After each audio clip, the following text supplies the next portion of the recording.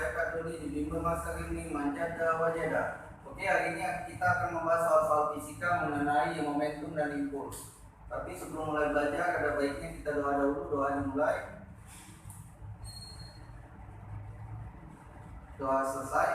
Ya, hari ini kita belajar mengenai momentum dan impuls. Ya, momentum, momen. Berarti semua benda yang memiliki kecepatan atau yang bergerak itu pasti memiliki sebuah momen, ya. Contohnya anggap saja sebuah kereta api yang melaju dan lain sebagainya. Oke, biar adik-adik lebih paham, kita bahas untuk soal nomor 1. Di sini ada sebuah mobil jeep bermassa 1000 kg meluncur di jalan tol dengan kecepatan 72 km/jam. Tentukan momentum mobil tersebut. Jadi kita lihat dulu apa yang diketahui pada soal. Di sini diketahui massanya adalah 1000 kg dan kecepatannya 72 km/jam.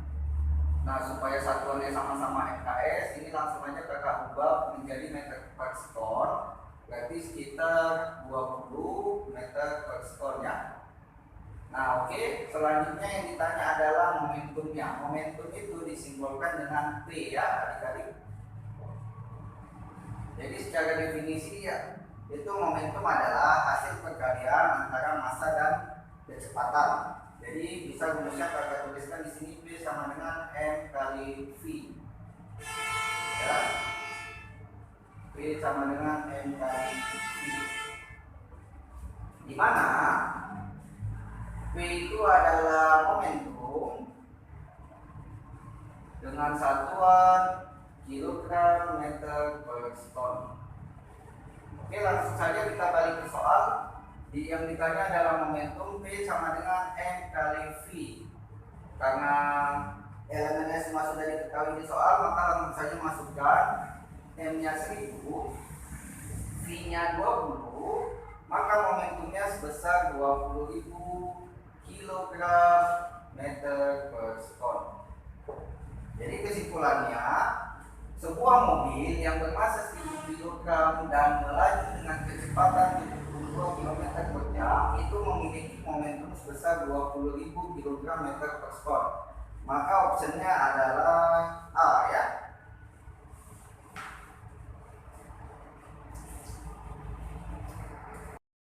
Oke, selanjutnya adik-adik, di sini kita lihat soal nomor 2. Di mana katanya ada sebuah bola bermassa 120 gram dilemparkan secara horizontal ke tembok dengan kecepatan 30 meter per sekon dan memantul kembali.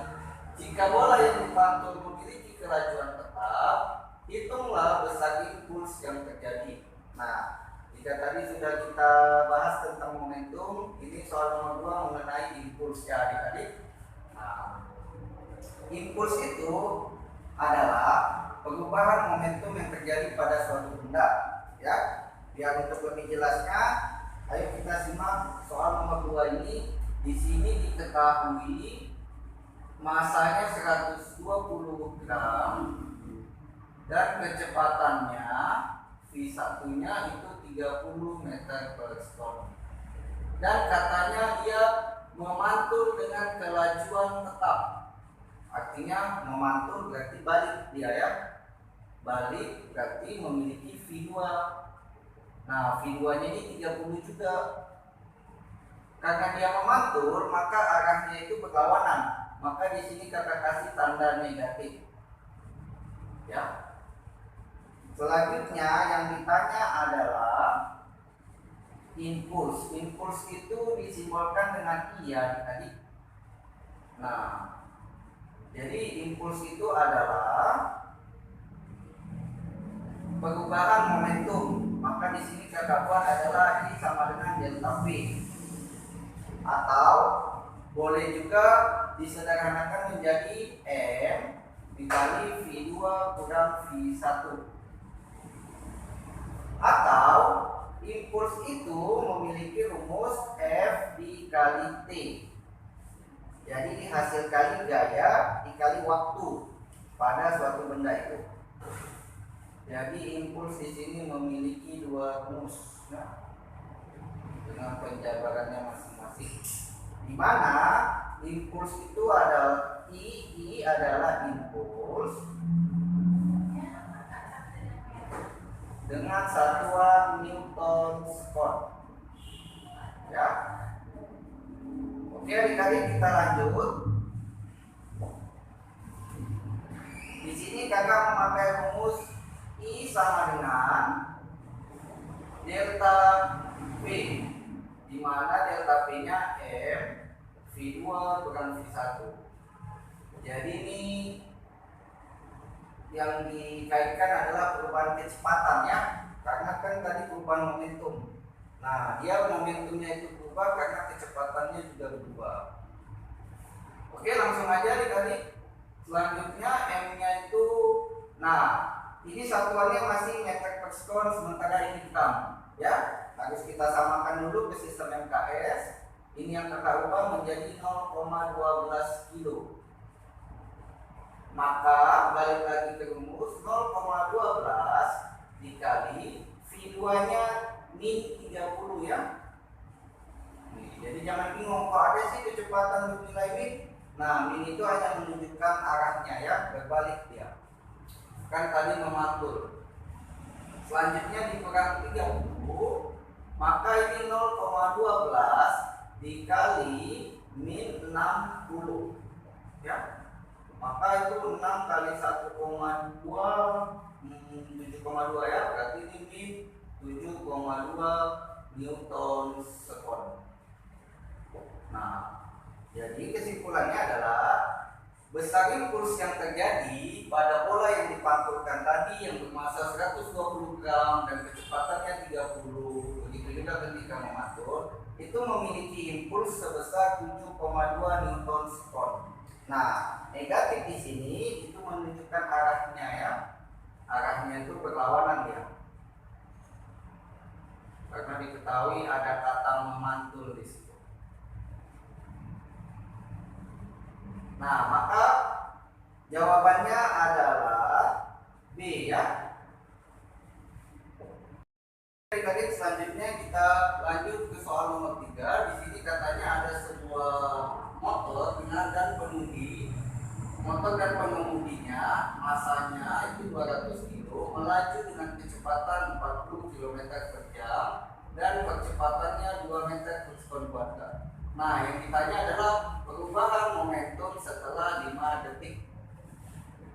Jadi ada sebuah motor nih dengan massa sekian, dia melaju dan memiliki percepatannya, artinya dipercepat atau diperlama, sebesar 2 meter per sekon. Nah, setelah dia melaju 5 detik, perubahan momentumnya itu berapa? Oke?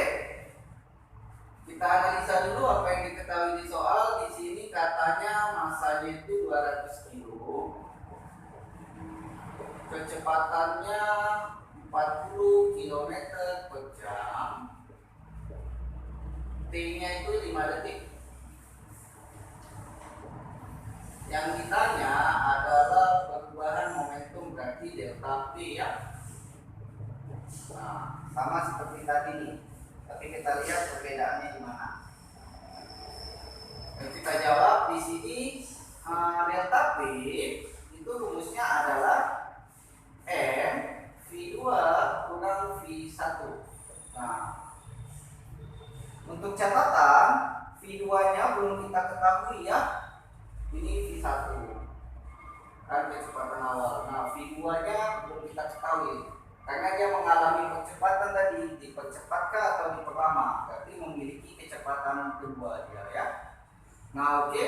Sebelumnya kita lihat dulu ini supaya satuannya sama, maka ini kita ubah ke meter per sekon ya. Berarti itu sekitar berapa itu? 40.000 dibagi 3.600 11,11 ya meter per sekon. Oke, adik-adik. Nah, untuk mencari V2-nya, kalau kita analisa dari GLB maupun GLBG ya, di sini kan diketahui percepatannya ya, belum kakak buat di sini. Percepatannya itu 2 meter per sekon. Nah, kalau kita lihat dari materi GLBB yang memiliki Maka di soal pun memiliki percepatan, maka percepatan itu kan definisinya adalah perubahan kecepatan, ya kan? Percepatan adalah perubahan kecepatan. Maka ini dituliskan dengan A sama dengan delta V per T, perubahan kecepatan per satuan waktu, ya. Maka ini bisa kakak sederhanakan menjadi V2 kurang V1 per T, ya.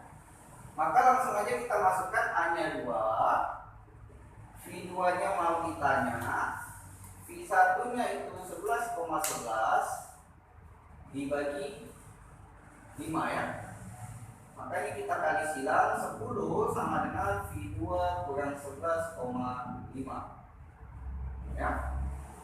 Maka V2 sama dengan 10 tambah 11,5, maka ini hasilnya 21,5 meter per sekon. Kalau kita perhatikan ditambah dia, ya, dari 11 ke 21, berarti percepatannya itu dipercepat. Sorry, 11,11, ya, 11,11. Maka ini 11 juga, ini 11. Nah, setelah V2-nya dapat, maka kita balik lagi ke rumus awalnya, di mana delta P itu, ya, delta P perubahan momentum, ya. Di sini kakak buat delta V, delta P, ya, momentum kecepatan. Delta P adalah M V2 kurang V1, di mana M-nya adalah 200, V2-nya 21,11 dikurang 11,11. Nah, sehingga ini 200 dikurang ini hasilnya 10. Maka jawabannya 2000 kg meter per sekon. Nah, jadi perbedaannya antara soal nomor 2 dan 3 tadi, untuk soal nomor 3 dia memiliki percepatan, ya. Kecepatannya diubah, ya, karena itulah definisi perubahan momentum, ya. Sehingga kesimpulannya, motor yang tadinya masanya 200 kg dan melaju dengan kecepatan 40 km per jam dan memiliki percepatan 2 meter per sekon kuadrat. Nah, ketika dia melaju setelah 5 detik, itu memiliki perubahan momentumnya 2000 kg meter per sekon. Maka opsinya adalah D. Oke, adik-adik, selanjutnya kita ke soal nomor 4. Di sini katanya ada seorang pemain sepak bola menendang bola yang diam dengan gaya 100 Newton. Jika massa bola 0,8 dan lama bola disentuh 0,1 detik, tentukan kecepatan bola meninggalkan kaki pemain, ya. Jadi ini ada pemain bola mau menendang bola. Nah, ketika kaki dan bolanya itu bersentuhan, itu pasti akan menimbulkan momentum dan impuls, ya. Selanjutnya, lama bola disentuh itu ketika dia menendang 0,1 sekon, maka kecepatan bola setelah ditendang, ya. Di sini kita lihat dulu apa yang diketahui di soal. Di sini katanya 100 Newton gaya, itu F, ya. Massa bola M itu 0,8 kilo dan lama bola disentuh T, ya, itu 0,1 detik.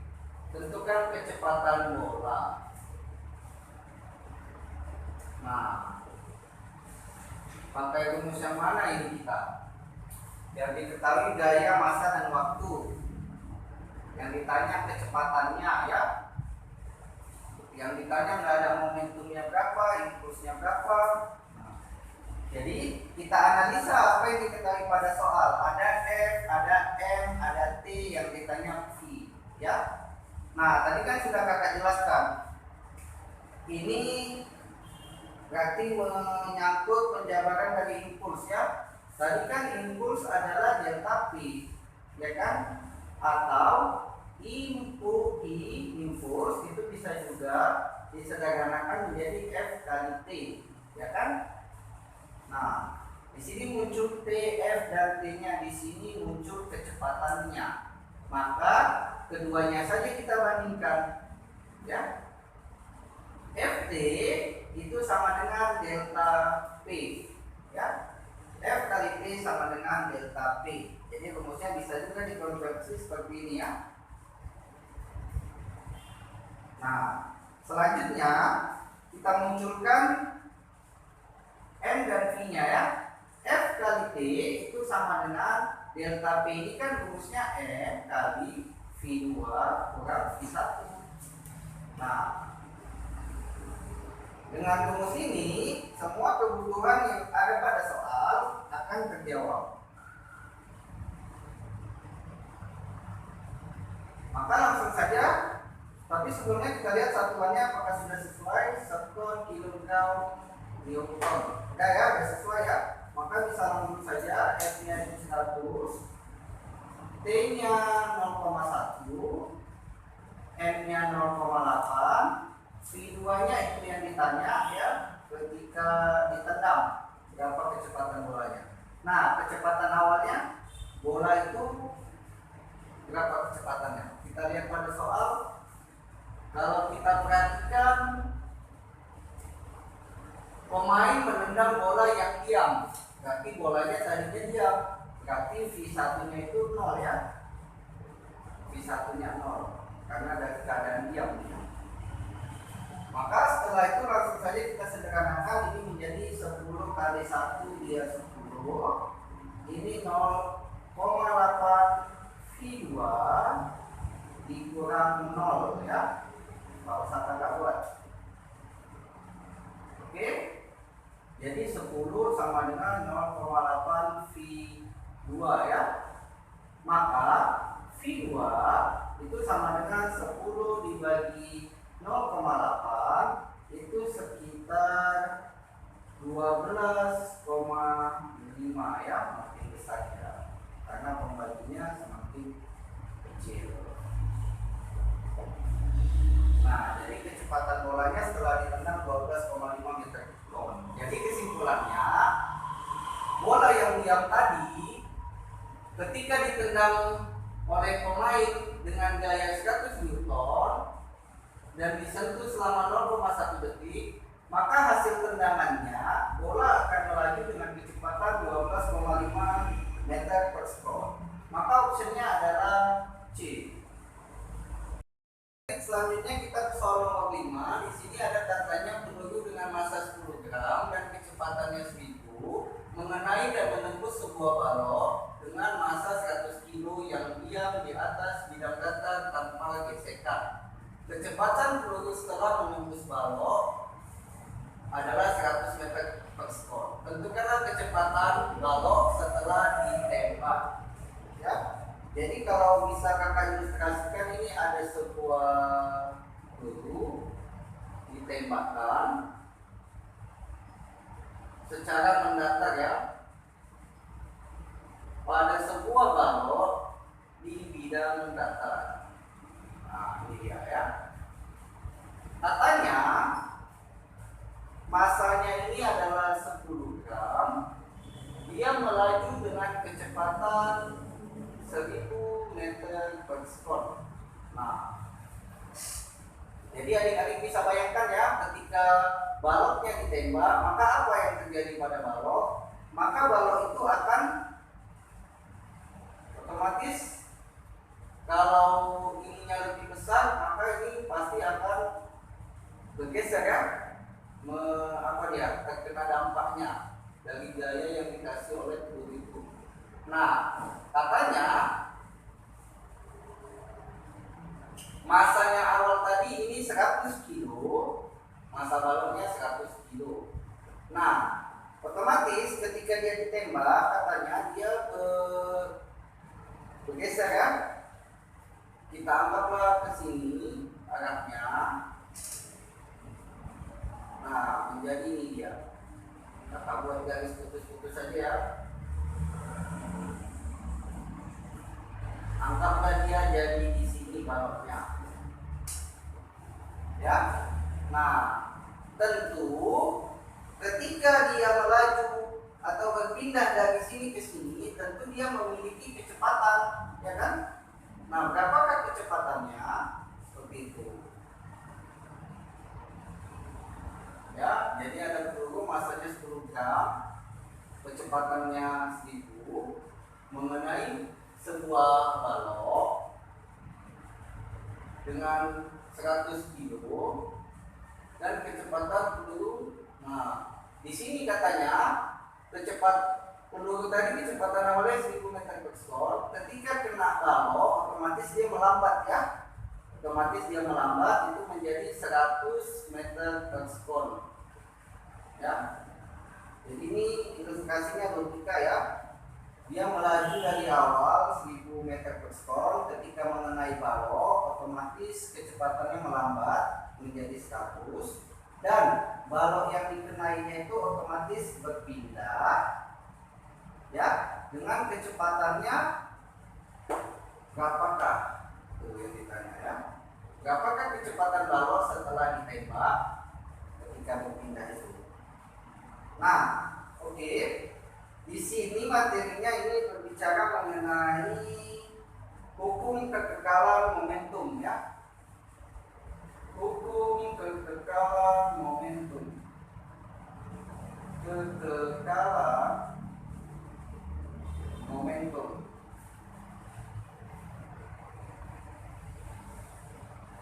Nah, di mana katanya besarnya momentum yang terjadi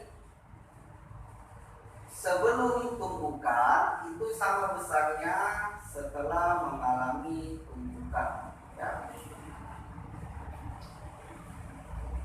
Jadi hukum kekekalan momentum itu bunyinya adalah besarnya momentum sebelum tumbukan besarnya sama dengan setelah tumbukan ya, atau setelah bersentuhan boleh, bertumbukan boleh ya. Jadi kakak buat di sini P sama dengan P aksen. Nah, karena P tadi adalah M kali V. Nah, dan ini ada dua benda yang mengalami momentum, maka rumusnya bisa disederhanakan menjadi M1 V1 tambah M2 V2 itu sama dengan M1 V1 aksen ditambah M2 V2 aksen. Nah, itu dia kan. Ini rumusnya. Karena arahnya ke sana, tapi kalau nanti arahnya berlawanan, ini bisa dipegang. Nah, selanjutnya yang berbeda adalah V-nya saja. Ini V-nya V aksen, M-nya tetap karena masanya kan tetap setelah mengalami pertumbukan dan sebelum ya. Nah, yang beda itu adalah kecepatannya. Jadi maka di sini ditandai dengan V1 aksen, V2 aksen. Nah, itu pun kalau dua benda yang mengalami momentum yang bertumbukan. Nah, kalau tiga gimana?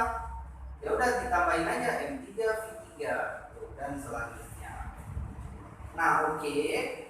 Selanjutnya balik lagi ke soal. Sebelum kita buat apa yang diketahui.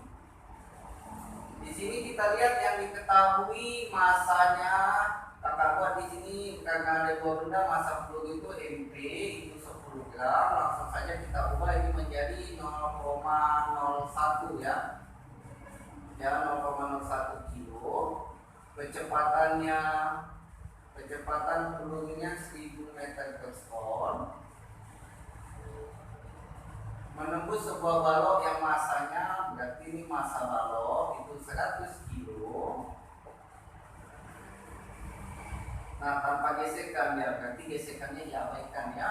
Kecepatan peluru setelah, nah ada kata setelah di sini ya.